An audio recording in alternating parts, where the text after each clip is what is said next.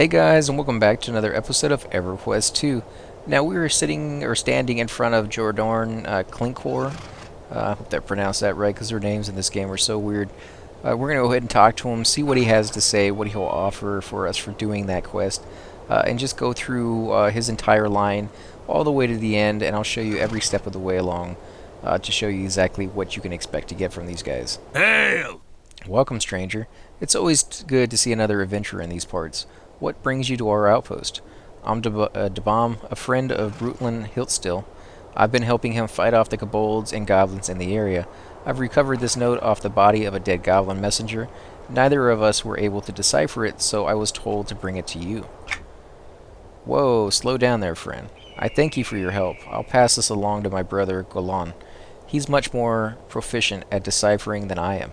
In the meantime, if you are looking to earn a little coin, I could use your help. Why? What's going on? Thanks, but no thanks. I need to be on my way. So let's go ahead and do it. As you may already know, Caladan has come under siege. Kobolds and worse now occupy our great city and have the gall to think they can claim it as their own. How did this happen?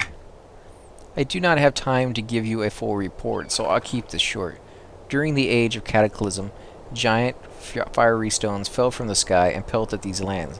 One such storm collapsed the entrance to Caladan. Everyone inside was effectively cut off from the rest of the world. Those of us who were in the mountains or abroad were suddenly denied access to our homes. Go on. As soon as we realized what had happened, we organized a giant excavation team and began to dig out the entrance to Caladan. Not long after we began digging, we heard the sounds of picks and shovels on the other side of the debris. Our brothers and sisters on the inside were also clearing the debris from their end. And then what happened? That's when things became less clear. The excavation took many months, and before we broke through to the other side, the sounds of our trapped brethren grew quiet. When we finally did make our way inside, our once bustling city was eerily quiet. Where did everybody go? Many appeared to be missing, though many had been slaughtered. Kobolds, goblins, and bugbears, once thought to no longer exist, had made their way into the city and killed everyone, including several people very dear to me. I'm sorry for your loss. Why aren't you back inside Caladan?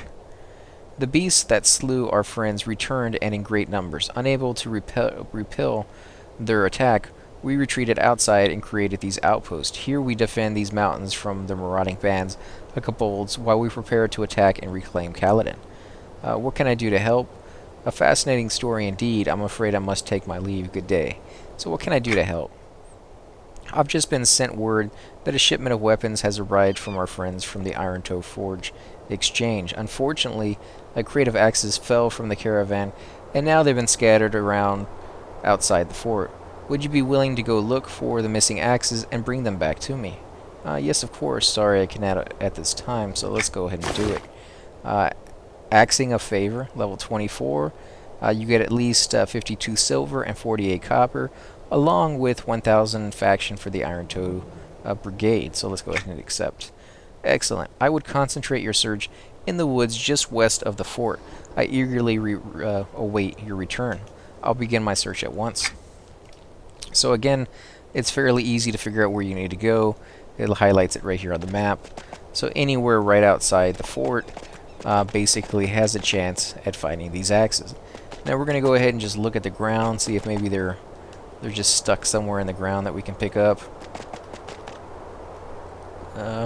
Hopefully they're not on creatures, but you do got to worry about there's one right there. You do got to worry about there are a few ready to attack creatures out here, these gorgers. That's pretty much it, is the gorgers that you have to worry about. You're not going to worry about the bunnies, and the bats aren't ready to attack unless you attack them. You should be fine. You can also run back to the guards, too, if you don't feel like taking on the gorgers and they attack you. The guards will help you out, or you can just run outside their range, and then they'll go back to where they're supposed to be. But these axes look like they're just pretty much scattered anywhere on the ground, and don't really have to work that hard to get them. It's going to be an easy quest. I only need 6 of them to boot, so it's going to be a short quest as well.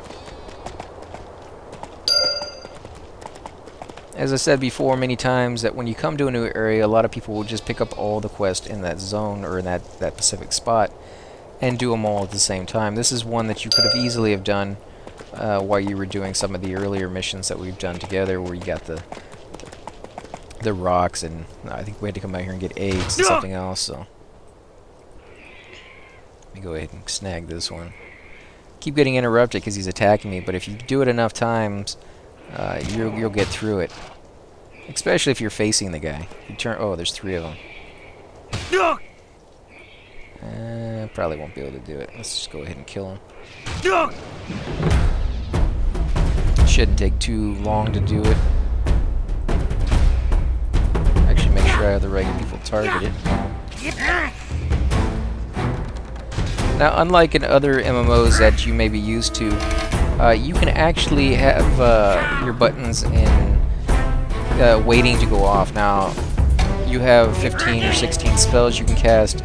You can actually click on every single one of them before you're even able to use them, because you can only use them as fast as your guy can cast them. But I can go ahead and click on every single one of the spells down here on the bottom, and as he has a slot that opens, he'll use them in turn. So that's kind of a cool little feature, so that you can kill myself. I got another loyalty point for completing the daily task, whatever it was. They change from day to day. They're usually pretty simple, like killing 5 different creatures, or taking on 2 names, or completing a certain amount of quests. I had another guy on me, I didn't even realize.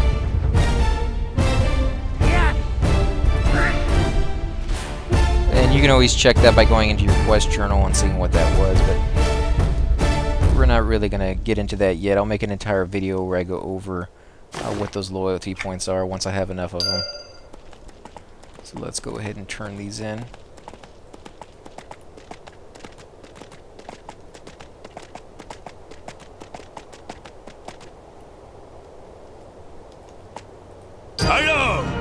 And there we go. Axing a favor, level 24. 1 gold, 10 silver, 49 copper, and 1,000 faction points for the Iron Toe Brigade. Go ahead and hit accept. May Burrell bless you. You return in good time. Thank you for fetching these axes for me. Please accept this as payment. So, my pleasure. Glad to be of service. And he'll go through probably something else to go through his next line of quest, which we'll do on the next episode. Again, guys, if you like these videos, please hit the like button, subscribe. It definitely helps out my channel grow. The more likes, the more subscribes I get, the more companies are willing to allow me to review and do Let's Plays of their games.